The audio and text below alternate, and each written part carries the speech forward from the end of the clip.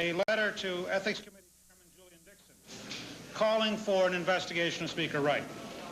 It is signed by 71 members of the House of Representatives. Based on the public printed record, there are 4 areas which clearly merit further inquiry.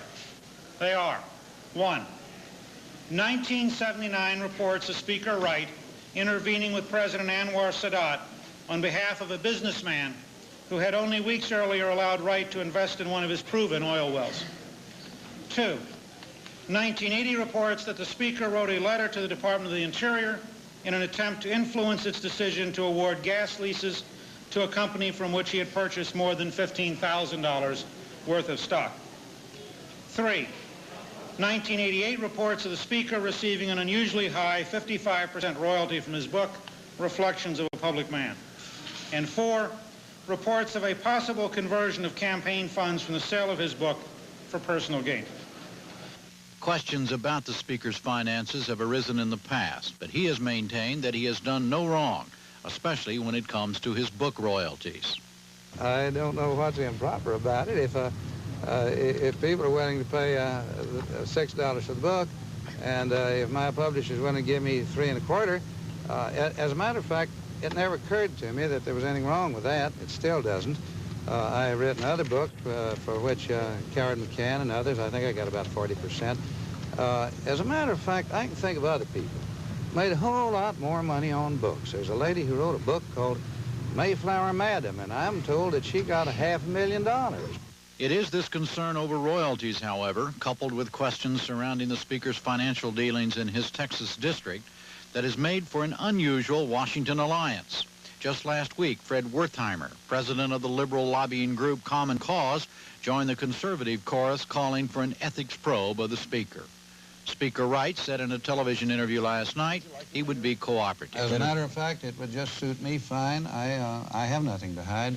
I have violated no rule. I violated no ethical standard.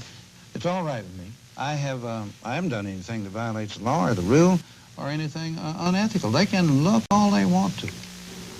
Joining us now is the man who filed those formal complaints today, Republican Congressman Gingrich of Georgia, and a member of the Democratic House leadership, Congressman Burl Anthony of Arkansas, chairman of the Democratic Congressional Campaign Committee. Congressman Gingrich, let's go through these things. First, on the book. What's wrong if the Speaker did get 55% of a royalty on his book? Well, I think there are a number of things wrong with this particular case. He suggests people are buying the book. The fact is this book has never been listed in Books in Print. We've only been able to find 2 bookstores. Books in Print is a big book that lists all the books that are in print. Any commercial bookstore in America that wants to order a book, Books in Print. It's the automatic base of commercial books in America. People like the Teamsters were buying 1,000 copies at a time. 55% is an extraordinary level of royalties. The norm is somewhere between 8 and a maximum of 20. People, very successful authors, usually get 15%. But it's also the fact that here you have as his personal printer, a man to whom he has paid $650,000 over the recent years, a man who has never published a book before. Man in Fort Worth. The man in Fort Worth, Carlos Moore, who is a convicted felon who served time in prison for having laundered money for the Teamsters, $90,000 to politicians who he refused to name. This is the Speaker's printer. This is the man who, having received $650,000 from the Speaker's campaign, is now privately printing a book which doesn't show up anywhere except that other important groups such as the Teamsters happen to be buying it. Well, how much money has the Speaker gotten out of this About deal? $55,000 so far.